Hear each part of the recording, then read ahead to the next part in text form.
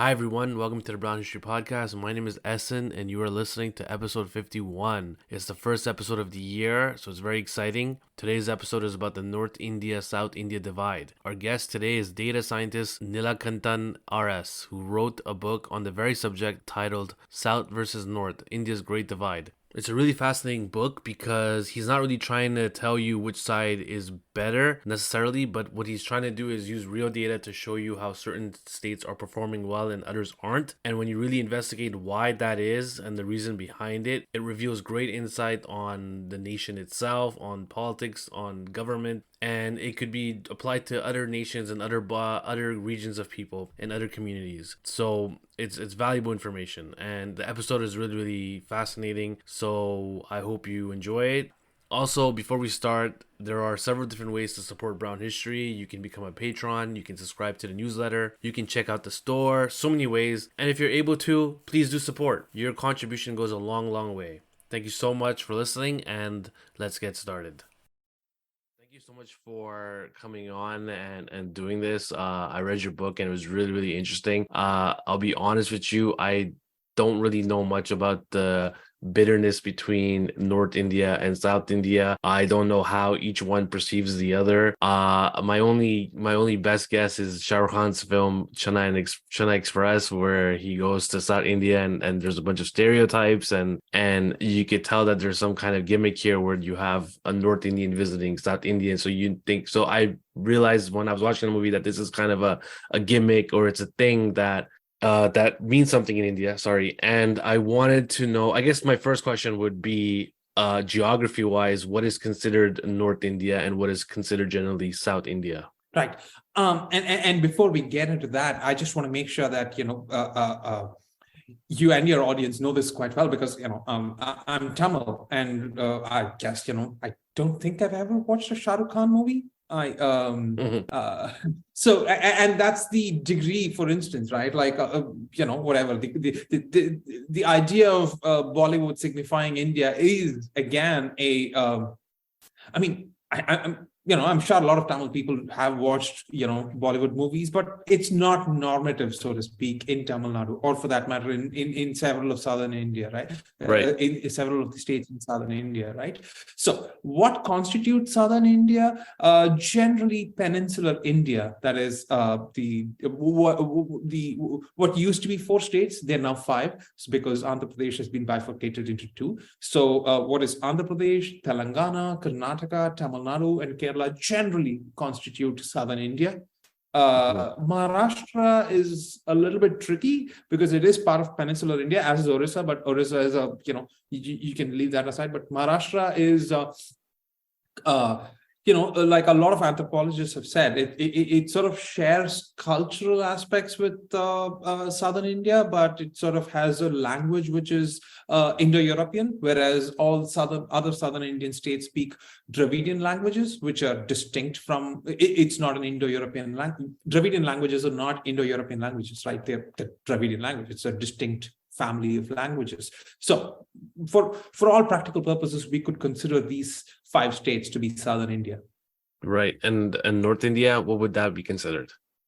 So North India, again, is sort of at least in my book, what I consistently call it is the Indo-Gangetic Plains. Right. So it's easier for us to call it that. So what is Punjab? What is Haryana? Is it North India? Well, yes, in the strictest of terms, yes. But for the purpose of this book, when I say Indo-Gangetic Plains, or states in the Indo-Gangetic Plains, I particularly mean Rajasthan, Bihar, Uttar Pradesh, Madhya Pradesh, Chhattisgarh, Jharkhand, these states, and maybe add Haryana and Punjab to it because they are in the Indo-Gangetic Plains, and maybe leave out Himachal Pradesh because it's its terrain is hilly, it's not particularly plains, and its metrics are different. So yeah, I generally call these 7-8 states to be North India, as to the limited purposes of my book. So before we get into the data, just on the surface, what makes North and South different from each other? Because right off the bat, I could see that one side speaks Hindi and the other side doesn't. I can see that the south is surrounded by the ocean, and I'm sure that's a big factor in things. Even on the surface, the architecture of the Hindu temples are very different from the south from the north. And I think there's a larger Muslim population in the north, which I'm assuming means more communal tension than the south, but I could be wrong about that. So Yeah. Yeah. collectively, how are they different? Yeah. So again, to the question of Muslims, right? Like, let's answer that first, because it's something that a lot of Tamil Muslims always find it baffling, because a lot of Tamil Muslims are Tamil speaking. They're not Urdu speaking, right? Right. And they've been Muslims from the 9th century, right? Because of the pepper trade, the Arabs had, like, pepper trade was going on in the times of, somewhere around middle to late 9th century. So essentially, they are either Tamil or Malayalam speaking people in this part of the country who are Muslim, right? So again, and that is not to say that there are some Urdu speaking Muslims who came in much later. They also exist. But, when you say a Tamil Muslim, you generally mean a Tamil speaking Muslim, right? Mm-hmm. And similarly, a Malayali Muslim generally speaks Malayalam. They don't speak Urdu. And communal tensions, I guess, human beings, by virtue of being what they are and who they are, just need I don't know, people fight over the favorite movie stars that they have. So religion is a far more potent divide than, your favorite film star or a sports person, right? So yeah, communal tensions are a social construct of sorts, and, I'm not here to argue that, they're either more or less in the south than in the north. But if you look at the data and the number of communal riots, you're probably right in that, southern India has had fewer riots. But I don't know if that's the way to measure communal tensions, right? Right. I'm sure that there's a better way to measure that. And in terms of other aspects, in terms of the differences between northern and southern India, again, like I said, the most important difference is that southern India generally speaks languages that belong to the what are called Dravidian languages, right? The states speak that, and northern India particularly speaks languages which belong to the family of Indo-European languages, right? Like, so they're in some way, shape, or form related to each other, right? And which is why, for someone like me, learning Hindi is really, really difficult, right? Which is why, why don't you speak Hindi is a very common thing that I hear in the streets of Delhi whenever I go to work, I do anything. Like, firstly, why should I is a different question, but more immediately, it's a difficult thing. That's why. Yeah. So if I go down to South India and I would ask people, what is the perceived notion? What are their perceived notions of what a North Indian is? What answer do you think I would get? What is the image that North India conveys? Yeah, what is the image? I guess it depends on whom you ask. Yeah, young people. So young people, right? I don't know. Increasingly, there are because of the political climate that we live in, and because there is a centralizing impulse in India in its politics, what is North India is often a politically charged question these days, right? And I'm sure your purpose is not that. Your purpose is to the general person. What is the cultural construct of a median North Indian person is what you're trying to sort of ask. Yeah. And I don't know if Shah Rukh Khan, for instance, counts as that. Maybe he does, or maybe I don't know, Virat Kohli does. I'm not sure I'm qualified enough to answer that question for you. And again, it probably is a question of class and which state and what you're asking, because like Telangana, for instance, has had a long association with, because of the Nizams and whatever, with some version of I wouldn't like an Urdu-dominated Hyderabad is at the center of Telangana, right? Whereas that's not true for Tamil Nadu, it's not true for Kerala, it's less so for Karnataka, so on and so forth, right? So there isn't a single version of that, and even in post-independent India, if you were to ask what is the median North Indian person to, our imaginary South Indian person, they probably give you some versions of either Shah Rukh Khan or Virat Kohli. To my knowledge, I might well be wrong there. Historically, when did South India become a collective thing and North India became a collective sort of club thing? Or was it never, is this a recent new thing? Or was this, after 1947? So that's the thing I want to sort of address, right? Like we kind of think that like these are names that we give. Like, what is South India? It's just a convenient sort of way to represent a geography with some common attributes, such as, say, the Dravidian languages being spoken there, right? But and that is true for all of India. That is true for Southern India. That's true for Northern India. What is India? It's just and that is true for most countries for that matter, right? Like most countries in the modern sense are a historical accident, right? Like, it's a combination of,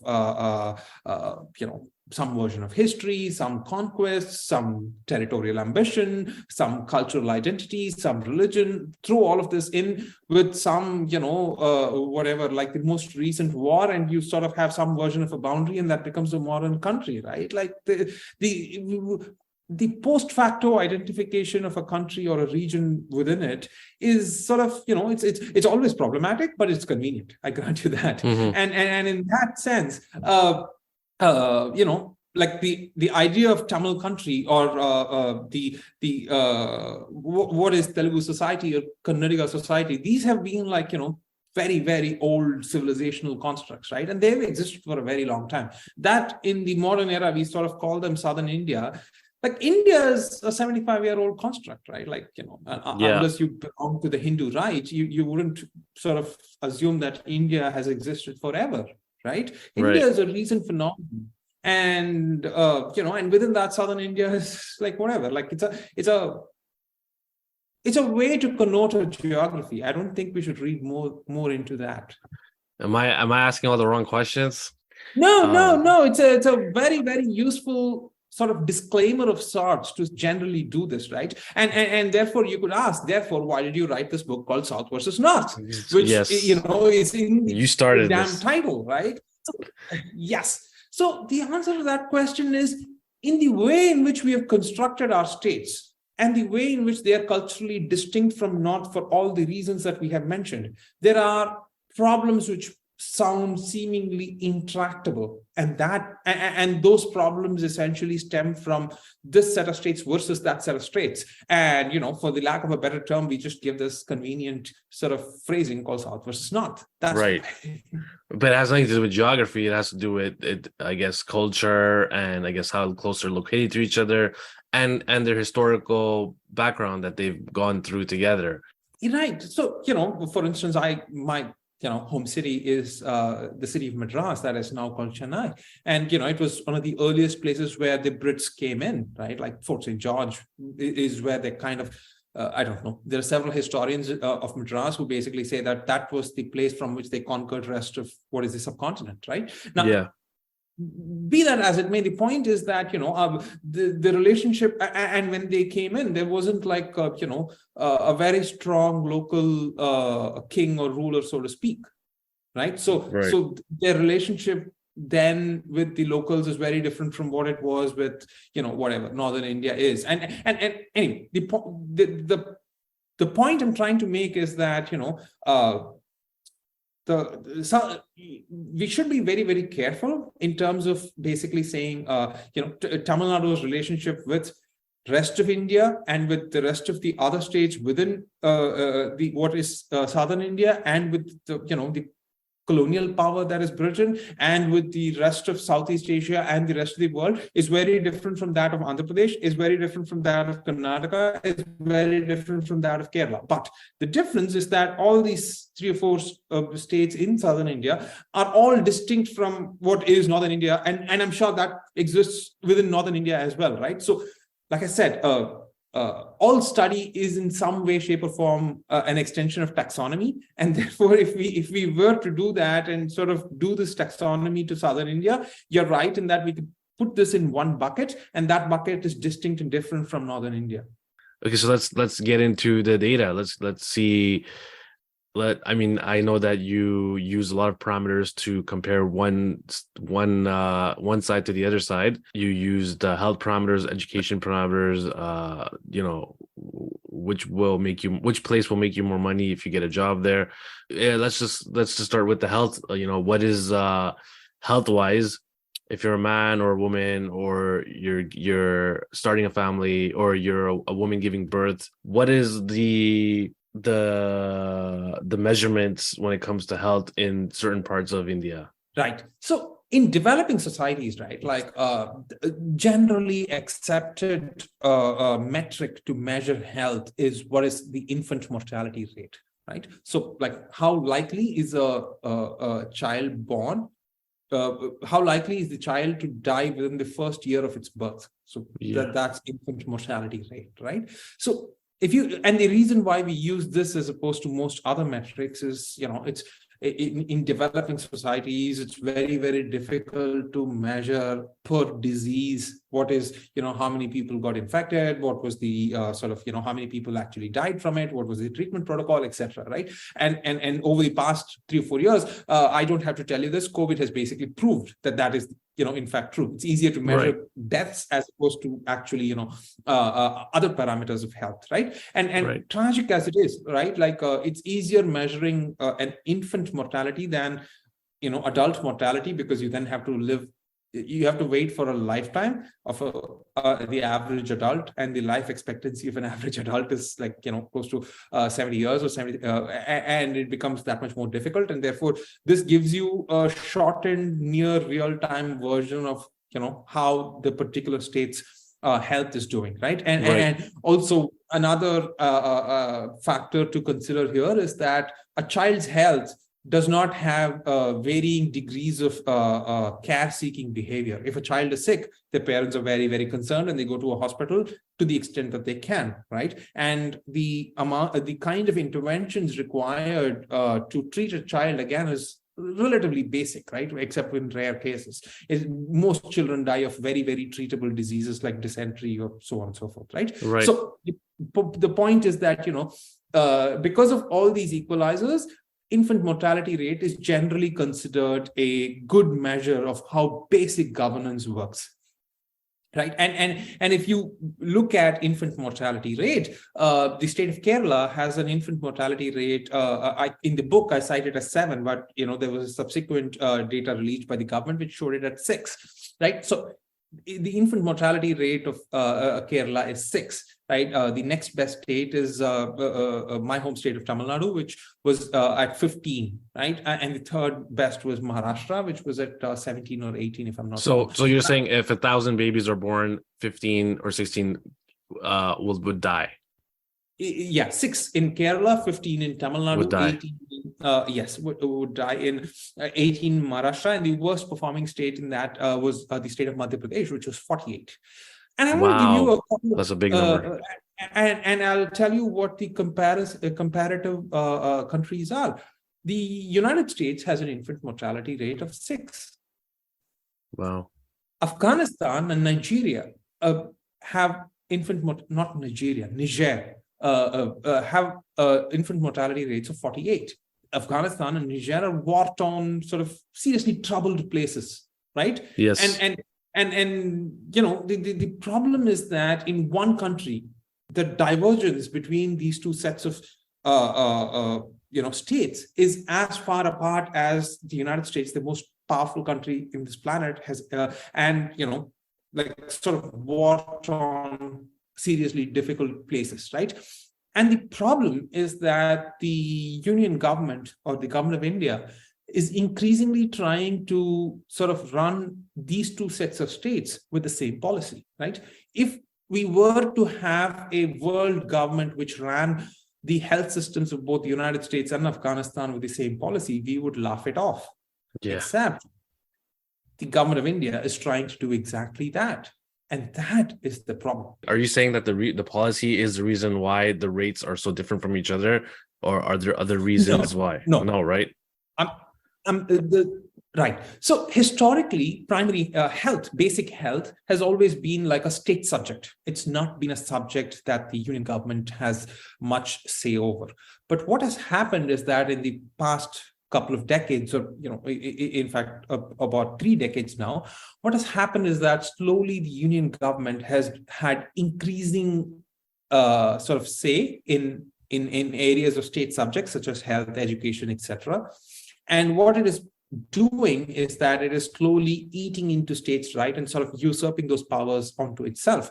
And the way in which it's primarily doing is through its power of the purse, because at the end of the day, the government in Delhi sort of controls tax allocations, right? And spending on all of these areas. And so what it has done is that it sort of come up with policies on infant and maternal mortality, right, or prevention thereof, and it sort of forced states to sign up for its version of the policy as opposed to their own versions of it, which they were running earlier, right? And that increasingly it is resulting in greater centralization, which is resulting in the states having lesser and lesser freedom to do what they deem fit to serve their citizens. And therefore, we are increasingly running like a single policy regime across, the various states of India, and the various states of India are this diverse. So the reason why they are this diverse is historical, and earlier states did have some leeway in setting their own policy.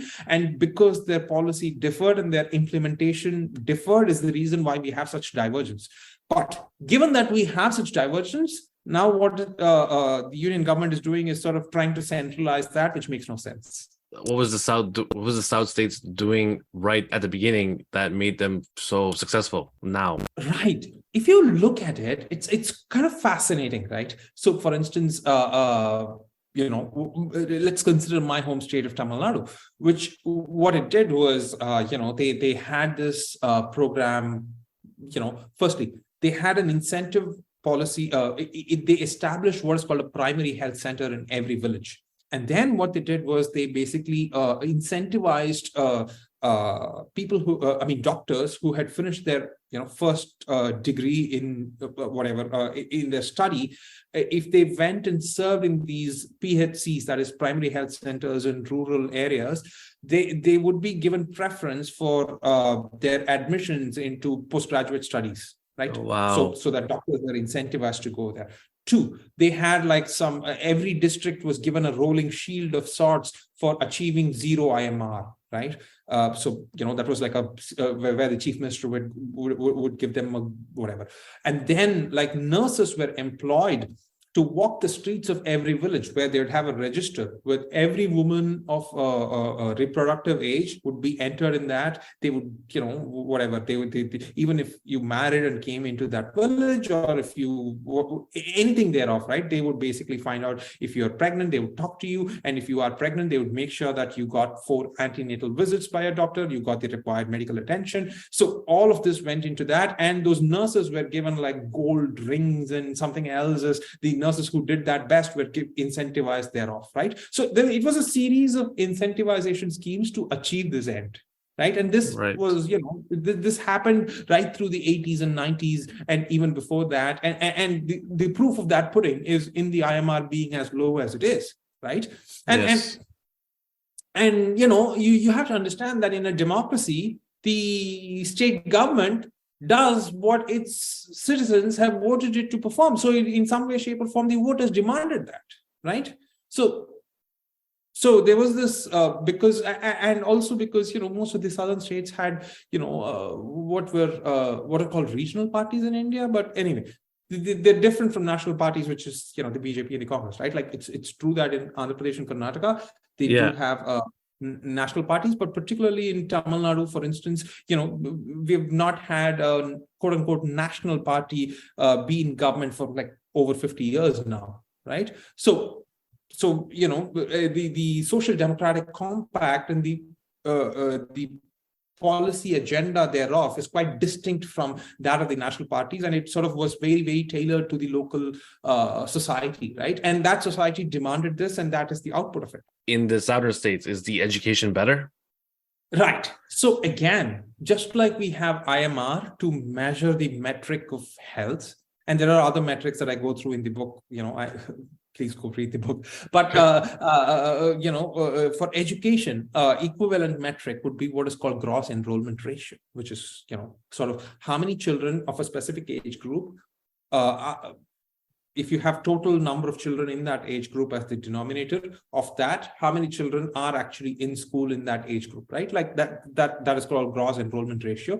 And that is a useful measure of how well a state is doing in education, because, any other metric is problematic in multiple ways because of,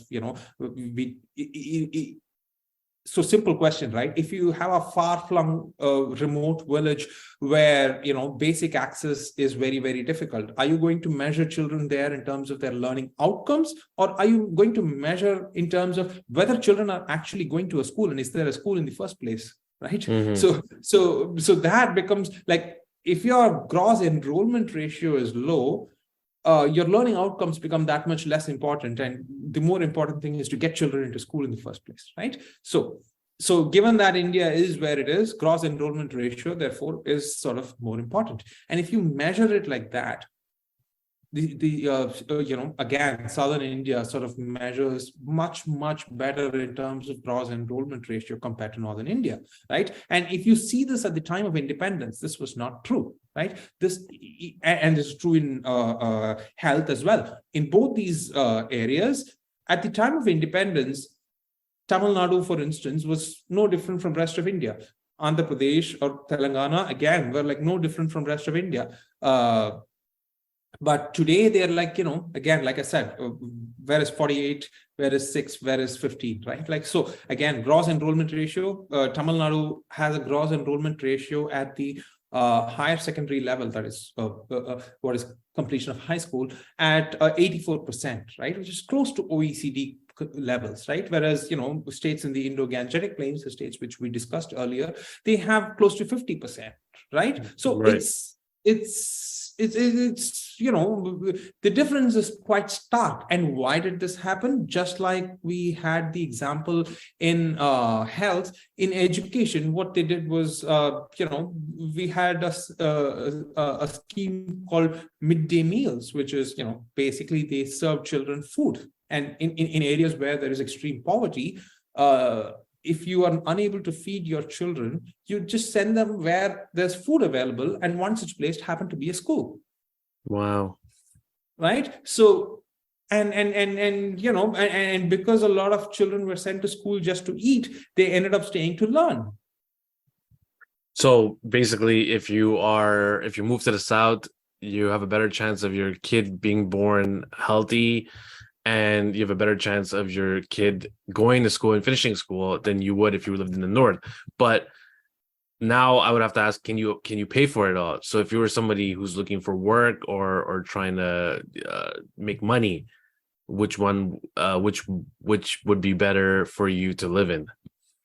Exactly, right. So this is so the way we look at it is, so how do we then measure your like economic opportunity, so to speak, right? Like, yes. Measuring economy is one thing, but measuring economic opportunity is slightly different, right? And if you measure economic opportunity, how do you measure it then becomes a question.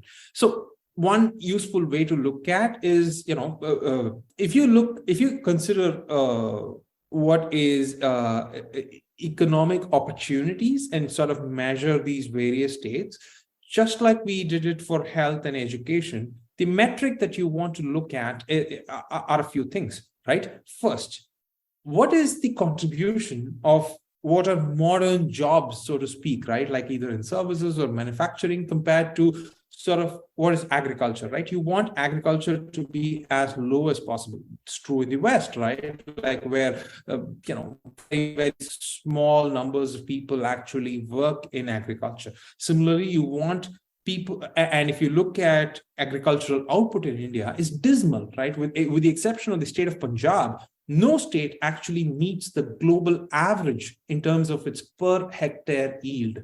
Agriculture in India is just, is disguised unemployment and disguised poverty, right? There's just no nice way to say that. Yes. I didn't know that. Because, so like Punjab is the only state, if you consider rice, Punjab is the only state which produces just above the global average in terms of yields per hectare. Every other state, and if you look at, and Tamil Nadu comes somewhere close, right? Every other state, like especially in the Indo-Gangetic Plains, like the Gangetic Plains are a historically fertile part of the world, right? Like it's a storied, fertile region of the world. Yeah. Except if you look at the yields per hectare in either Uttar Pradesh or in Bihar or all of these states through which the Ganges passes, it's terrible. You might as well just let the land go fallow. It's that bad, right? And yet there are millions and millions of people in this country who sort of till their land. And why do they do that? It's because they have nothing else worthwhile to do. Wow. So that north doesn't make any money for the country, and the south makes most of the money. Right. So again, when you say not, like Punjab and Haryana, they make enough money, right? From agriculture and from other things as well, right? Right. And two other sort of relatively industrialized states happen to be the states of Gujarat and Maharashtra. So the way in which we measure that is what is the contribution of manufacturing to your state's overall output? Right. So if you measure that, the states of Gujarat, Maharashtra, Tamil Nadu, all of them relatively come up there. But we have to sort of also bear in mind something very important. The purpose of any and all of this is to give people jobs. Right. You can have one extraordinarily sort of automated factory, which doesn't actually employ that much people, but adds a lot of value. Mm-hmm. Right. And on the other side, you can have like a lot of small scale factories. Right. The example of the first case is Gujarat, right? It has really high-end petrochemical sort of factories in its state, which is why its output is really, really high. Whereas the total number of people it employs is actually, roughly, or the total number of factories that it has is like significantly lower than what Tamil Nadu does. Whereas in Tamil Nadu, its overall output is slightly lower than Gujarat, but the total number of factories that it has and the total number of people it employs in those factories is like 2x of what Gujarat is, right? And I'll give you a better example or a better sort of comparative metric, right? The state of Tamil Nadu has its population is slightly let's say give or take about 70 million people. And it has had about 38,000 factories about 5 years ago when the data was most current when I wrote the book. The states, the 7 states that we discussed as being part of the Indo-Gangetic Plains, which is Uttar Pradesh, Madhya Pradesh, Jharkhand, Bihar, Rajasthan. Which one am I missing? Something. Okay, these 6 or 7 states together in the Indo-Gangetic Plains, they had a population, and I added up, they had a population of about 525 million people, right? If they were a country by themselves, they would be the second or third largest sort of, country by population, right? And they combined together had about 37,000 factories, right?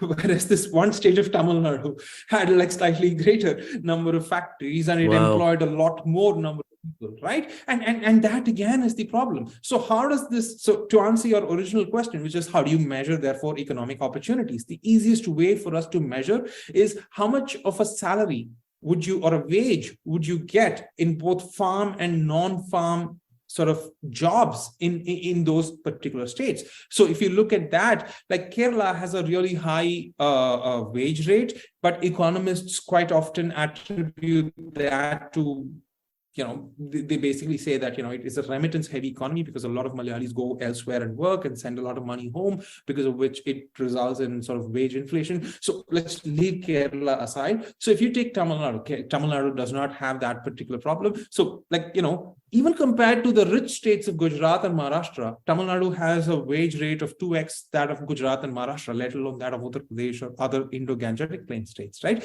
So to answer your question, if you are a young person who is the median person who does not have a fancy, education, but sort of, has a high school level education and is looking to join a factory to earn a reasonable living. The point is that, if you come to Southern India for states like Tamil Nadu or Karnataka, the probability of you finding a job is much higher because there are a greater number of factories and they employ a greater number of people. And the probability of that job yielding you a higher wage is again much, much higher. Wow. Is there any advantage of living in the north in any of the states Um, that is obvious more, that is true? Punjab, for instance, if you own farmland in Punjab Okay. or Haryana for that matter, right? You're relatively wealthy and you're set, Well, let's say you right? don't let's say you don't own property. Let's say you're just fresh. Again, Punjab and Haryana seem fine. It's that if you live in what is Uttar Pradesh, Madhya Pradesh, Rajasthan, Chhattisgarh, Jharkhand, these states, you're in some trouble. Wow. Um, is the population size a big factor in why the states aren't performing as well as they should? So it's a and that is sort of the biggest problem that India is facing, right? Which is that it's sort of a vicious cycle. Why is there high population growth? It's the biggest predictor of a high population growth is you don't send enough girls to school, right? Like the biggest predictor of a lower fertility rate is a higher educational achievement of the girl child, right? And this is true world over. It's not just for India, right? Like consider Iran. It's a Islamic theocracy, right? And in 1982, their fertility rate was about 6.1, if I'm not wrong, 6.2, higher than India, right? But right now, their fertility rate is below replacement. It's like, and on the other side of the same token is that Iran now has greater number of women in colleges than men, right? And it's true for Vietnam. It's true for every other society where fertility rate has dropped. If you send girls to school, they grow up to become women who have fewer children, right? It's Mm-hmm. just like a global phenomenon, right? Now, just as we discussed in gross enrollment ratio, what has happened in those northern states is that the gross enrollment ratio is a problem for both boys and girls, but it's a particular problem for girls in northern India, right? There are far fewer girls going to school and staying in school, right? Because of which what happens is that they end up having more children. And because they have more children, the ability of the state to build more schools and get more teachers and sort of educate them falls that much more, right? So it's the ability to keep up with a greater population results in them, being not educated enough or being wealthy enough to sort of go through this ladder and therefore have fewer children, right? And so population, if you look over the last 40 years, between the census of 1971 and 2011, the last census for which we have data is 2011. The 2021 census has not happened for complicated reasons, one of them being COVID, but there are other complicated reasons. The state of Kerala had an overall population growth in the 40-year period of about 56%. The state of Rajasthan in the same period had a population growth of 166%. Wow. Right? And Yeah. that is the problem. It's just growing too fast to be able to handle it. Yes, and unfortunately, in a democracy, it has other problems, which we will, I'm sure, discuss. But the basic problem is that northern India's population, and a lot of people call that demographic dividend or something like that. But all of those fancy terms that economists use are useful if and only if the government has basic abilities to sort of provide basic education and health so that they become productive citizens, right? Like if you do not do that, then it becomes a demographic nightmare. One of the things your book addressed was a word that you kept using, which was subnationalism. But I would take that as like a way of saying community. Yeah. This because each state has its. I mean, I guess the bigger the population you have, the harder it is to have a community, a bond with your fellow neighbors. So, how much does community play in this data within each state? Yeah, very much. I'm glad that you sort of took subnationalism to mean that, right? It means exactly that, which is that, the idea that this is my state and therefore this is my society, right? Is the bond that keeps us together, right? And if I'm paying taxes and that tax money is spent on what is quote unquote my society, I feel good about it, right? Right. And that is the best case justification for taxation, right?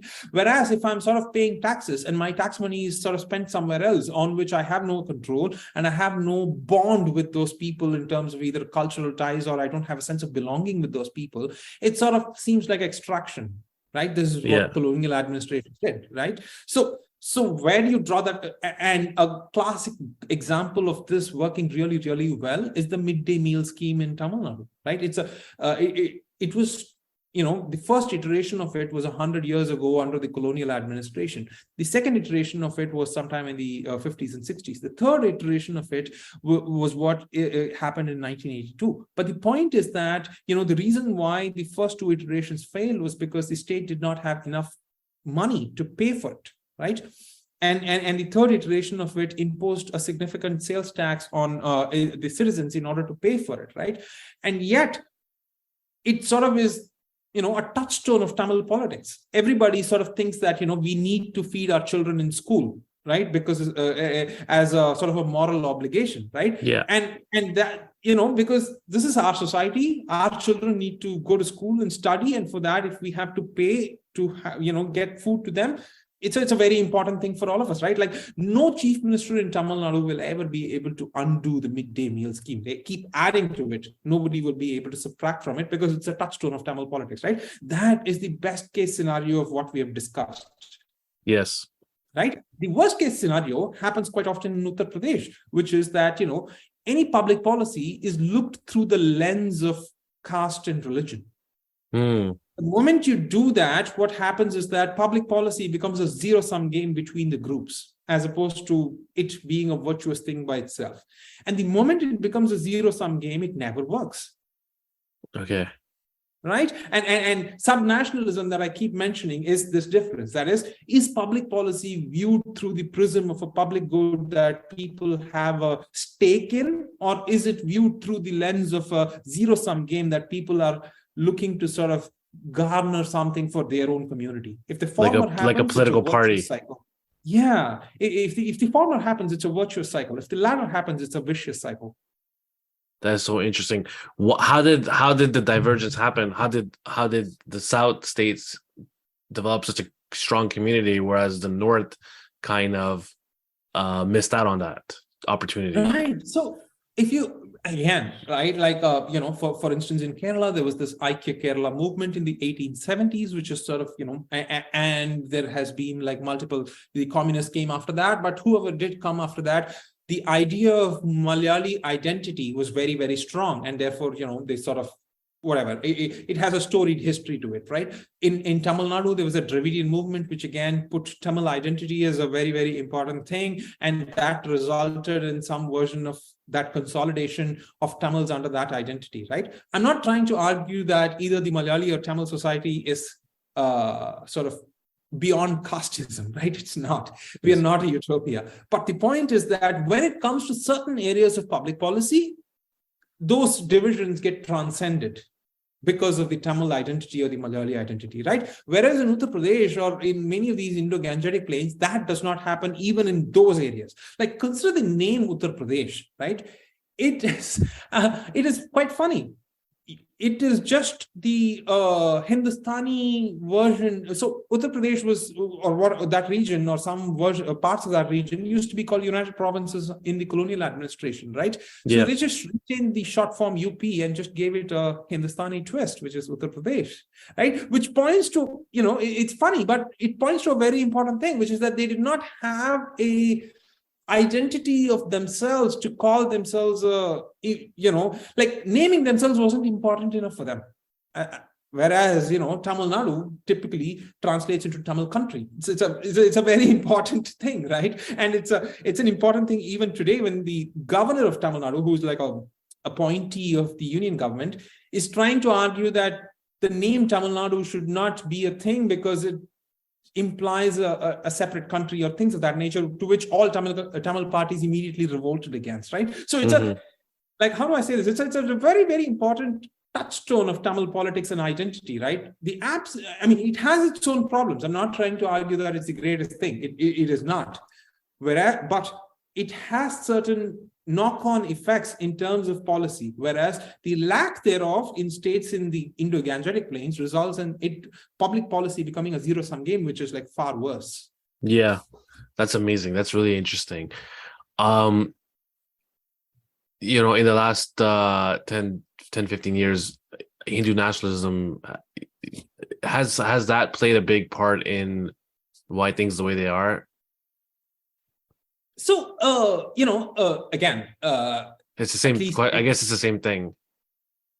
right. So, so here's the thing, right? Like, Hindu nationalists, at least in Hindu nationalists have managed to sort of crack Karnataka, and they've sort of had governments there now for close to on and off for 20 years now, right? So it's not as if southern India is some, even though the Tamils famously like to think of themselves as some rationalists, enlightened rationalists who will not fall for Hindu nationalists. At least one section of the Tamil society thinks of themselves as that. But like, Hindu nationalism in India as a political movement is a well-funded organization. So all political parties that are well-funded eventually win elections. It's just like a global truth, right? So, but the point is that because of these linguistic and cultural differences, it's that much more difficult for a North Indian Hindu nationalist to sort of make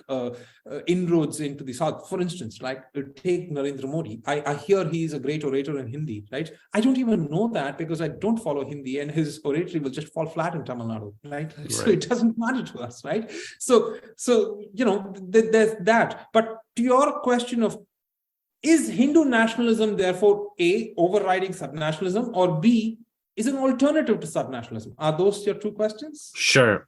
Yes. Right? Okay. So, the Hindu nationalism is in some way, shape, or form trying to be a single idea of that nationalism for about 1 billion people, right? The moment you start doing that, it becomes like, like what is the point at which you stop this in-group homogeneity versus out-group heterogeneity, right? Like if 1 billion is your limit, you might as well have it for the entire world of 8 billion, right? Like the human brain is incapable of thinking of that large a number as my society, right? It just becomes very, very difficult. So from the data that as we're talking, it seems that the solution, it seems that the community is the solution, and you have different communities, and it's almost as if you're saying, let each community deal with themselves, and that's probably right? The best for everybody. Absolutely. Like there is no, how much ever clever a bureaucrat who sits in Delhi is, he or she is just not capable of running Afghanistan and the United States with the same policy. It doesn't matter how clever you are. It is a mathematically impossible problem to solve, right? So, you cannot come up with a single policy in health. You cannot come up with a single policy in education. You cannot come up with a single policy in agriculture. Like the list is endless. So it is of course obvious that each state, and even within each state, there are like wide variance within districts, and therefore we should have district level policies. But be that as it may, I hope therefore the point of my book is that there needs to be extreme decentralization in terms of policy making in this country. If things, your book says that the states that provide the most revenue to the country are also the ones that are taxed the most, and that tax money goes other places and not to the places that are contributing. If that keeps up, and it seems like it's still going in that direction, what do you think is going to happen to the successful states? Right. And that is one of the reasons why I wrote this book in the first place, right? Southern states are in a particular bind, right? Like we have seen, there is extreme divergence in terms of governance outcomes, be it in health, education, economy. You can just go down the list. In every conceivable sort of area of governance, there is extreme divergence between what are the southern states and what is, generally the rest of India, but particularly with Indo-Gangetic plains, right? 2, there is extreme population divergence, right? Mm-hmm. So like we've already seen because of various reasons, the Indo-Gangetic plains have had a high population growth, whereas southern states are experienced a much lower population growth in the last half century and are set to have a population decline in the next couple of decades, right? So Third, what happens is that, and therefore what we've discussed is that, we need extreme decentralization, etc. Except what the union government is doing is that it is galloping in the opposite direction, right? It is trying to centralize policy making. And the reason why it is trying to do that is precisely because the electoral pressures of the more populous regions almost demand that. And that is in turn requiring that they tax in the way in which they sort of tax the more prosperous regions and sort of spend that money into what are the impoverished regions. Imagine that I were a citizen of Uttar Pradesh, for example, right? Now, what would I want? Well, my state government is doing jack, and it has done jack for the past 50 years, right? Now here is a new person, why did Narendra Modi win elections? He went into every single constituency when he makes political speeches and would say things like, I'd build you toilets, I'd build you roads, I'd build you like a whole bunch of things, which ideally the state government should be doing. Right. Now, a voter is not going to say, you know what, you're running for office in the union government, and these are what are state subjects. And because we have this enlightened idea of the state list and the concurrent list in the constitution, I'm not going to vote for you because they're like, for 50 years, nobody did this. Okay, let me give you a chance. Why don't you do that, right? So that is the average voter's idea of voting for, whoever comes and says that, I will do ABC, right? Now, given that they have sort of promised that to the voter in these Indo-Gangetic plains, the natural thing for them to keep that voter voting for them is to sort of, tax the most prosperous regions and centralize planning so that they are better able to do this in a more efficient way. And if they do that, and good for the voter in Uttar Pradesh or Madhya Pradesh, that if they do that, right? But the problem is that they're not doing that well because the scale of India makes it impossible for anybody to do that. But B, it comes at the cost of Southern India sort of paying for it. Yes. Right. And more importantly, what happens is that, we don't get say in the policy and we get taxed more. And that money gets to us a lot less because resource allocation in this country happens with population as an input parameter for, distribution or rather devolution of the tax money that's collected. Right. And therefore, it becomes like a, problem twice over. Right. And then what happens is that we have the third different problem of what is called delimitation, right? Like in every other country, what happens is that after every census, they redraw the boundaries of constituencies. For instance, in the United States, for instance, after the last census, they redrew the U.S.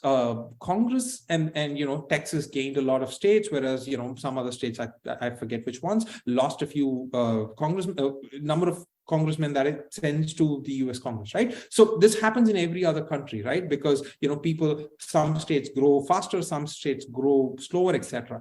In India, for the last 50 years, we had frozen that process. And the reason why we froze that was because population control was an important policy in the Indira Gandhi administration, right? Now, that is set to, expire in 2026. And if that happens, what will happen is that Tamil Nadu, for instance, is going to be the biggest loser of that. It will lose 7 members of parliament that it sends to Lok Sabha, right? So less representation. Yes, we lose. So over and top of losing, control over our policy, over and top of losing tax, that is, we getting taxed more and getting less in return for those taxes, we are also likely to lose representation, which is the tool through which you fight the first two. Yes. Right. Yes. And that is the bind that Southern India finds itself in. Right. So what is the risk of this? If all these three happens, you are essentially reduced to a vassal state, which means that, you have no say in the policies that govern you. You have no say in how much you're taxed. What you're taxed is not spent on you. And you have very little political representation. That's called a vassal state. It's like the British are back. Yeah. We've replaced London with Delhi. That's what we've done. And is there a lot of tension and a movement for separation from the rest of India that's happening in the southern states? Well, separation, again, like the politics of secession is complicated. It often doesn't end well, and therefore, in fact, the current, what is the DMK, right? Started prior to independence. Like they've always not shied away from being a party that sort of sought a separate country for themselves, right? It has a long history.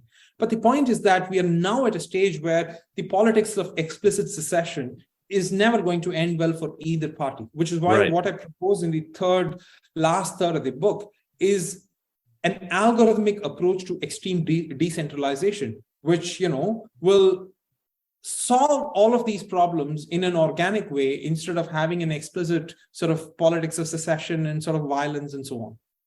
Can you elaborate on your solution? Right. So because it comes down to money. Yes. So let's first consider the actual problem that we have, right?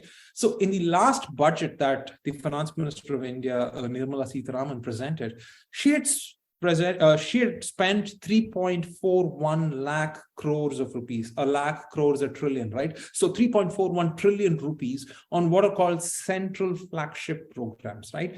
These are a fancy way of saying the central government is spending on what are state subjects, right? Now, what are state subjects?